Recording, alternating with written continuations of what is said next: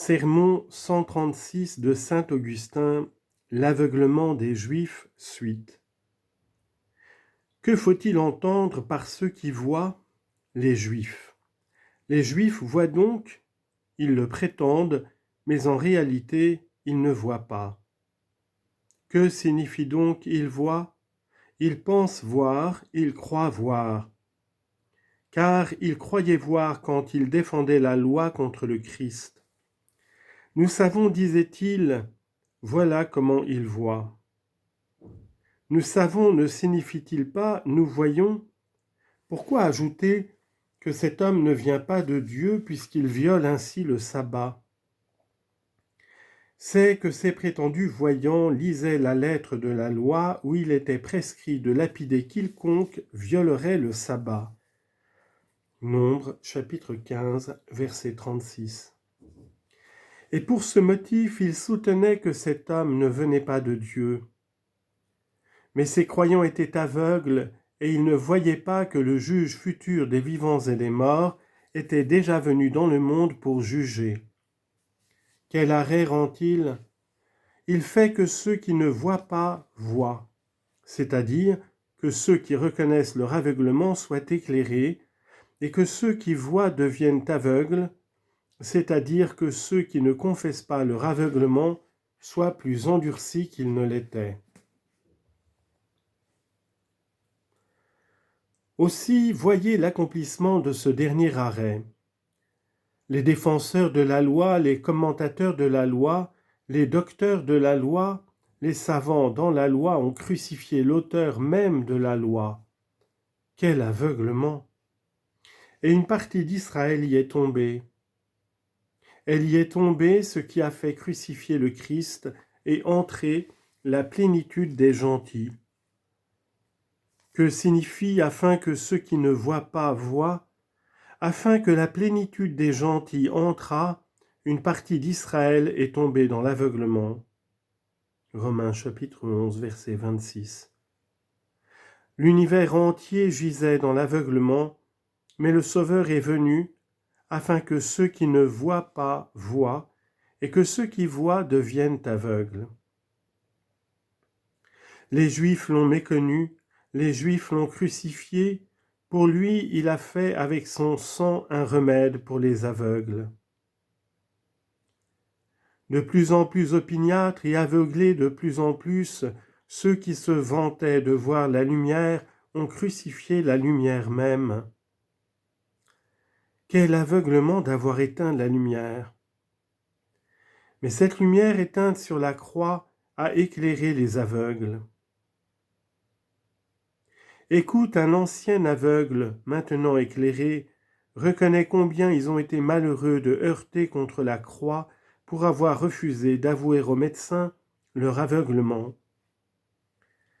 Ils avaient conservé la loi. Que peut la loi sans la grâce? Qu'a pu, malheureux, la loi sans la grâce? Que peut la terre si elle n'est détrempée par la salive du Christ? La loi sans la grâce peut-elle autre chose que de rendre plus coupable? Pourquoi? Parce qu'en écoutant la loi sans l'accomplir, on est non seulement pécheur, mais encore prévaricateur. L'hôtesse de l'homme de Dieu vient de perdre son enfant. Le prophète envoie son serviteur poser son bâton sur la face de cet enfant, mais il ne revient pas à la vie. Que peut la loi sans la grâce? Écoutez un ancien aveugle. C'est aujourd'hui un voyant, un apôtre. Que dit-il? Si la loi avait été donnée avec le pouvoir de communiquer la vie, la justice viendrait vraiment de la loi. Remarquez bien, répétons, qu'a dit l'apôtre? Si la loi avait été donnée avec le pouvoir de communiquer la vie, la justice viendrait vraiment de la loi. Mais si elle ne pouvait communiquer la vie, à quoi bon la donner? L'apôtre le dit en continuant ainsi, mais l'Écriture a tout renfermé sous le péché, afin que la promesse fût accordée aux croyants par la foi en Jésus-Christ. Chapitre 3, versets 21 et 22. afin donc d'accomplir en faveur des croyants, par la foi en Jésus-Christ, les promesses qui assuraient aux hommes la lumière et l'amour, l'Écriture ou la loi a tout compris sous le péché. Que veut dire a tout compris sous le péché ? Je ne connaîtrai pas la concupiscence si la loi n'eût dit « tu ne convoiteras pas ». Romains chapitre 7, verset 7. Que veut dire encore l'Écriture a tout compris sous le péché ? Que la loi a rendu le pécheur prévaricateur, puisqu'elle n'a pu le guérir. Elle a tout compris sous le péché. Dans l'espoir de la grâce, dans l'espoir de la miséricorde. Tu as reçu la loi et tu as voulu l'accomplir, mais tu n'as pu. Tu es ainsi tombé du haut de ton orgueil, tu as expérimenté ta faiblesse. Cours donc au médecin, lave-toi la face, appelle le Christ de tes vœux, confesse-le et crois en lui, ainsi l'esprit se joindra à la lettre et tu seras guéri. Car si tu ôtes l'esprit de la lettre te tuera. Si elle te tue, quel espoir te reste-t-il ? C'est l'esprit qui donne la vie. 2 Corinthiens chapitre 3 versets 6 et 2. Que le serviteur d'Élysée, que Giézy prenne donc le bâton de son maître, comme Moïse, le serviteur de Dieu, reçut autrefois la loi. Qu'il prenne le bâton, qu'il le prenne, qu'il court, qu'il devance son maître, arrive avant lui, et mette son bâton sur le visage de l'enfant mort. C'est déjà fait. Giézy a reçu le bâton, il a couru et l'a posé sur la face du mort. Mais à quoi bon ? À quoi bon ce bâton ? Si la loi avait été donnée avec le pouvoir de communiquer la vie, le bâton aurait ressuscité l'enfant. Mais l'Écriture ayant tout compris sous le péché, l'enfant reste mort. Pourquoi l'Écriture a-t-elle tout compris sous le péché ? Afin que la promesse fût accomplie en faveur des croyants, par la foi en Jésus-Christ. Vienne donc Élisée. Pour constater la mort, il a envoyé son serviteur avec son bâton. Mais qu'il vienne lui-même, qu'il entre dans la demeure de son hôtesse, qu'il monte dans la chambre haute, et qui, rencontrant l'enfant mort, il applique sur chacun des membres de ce mort, chacun des membres vivants de son propre corps. Il l'a fait aussi, il a appliqué sa face sur la face de l'enfant, ses yeux sur ses yeux, ses mains sur ses mains, ses pieds sur ses pieds. Il s'est comme rétréci, contracté, rapetissé. 2 Rois, chapitre 4.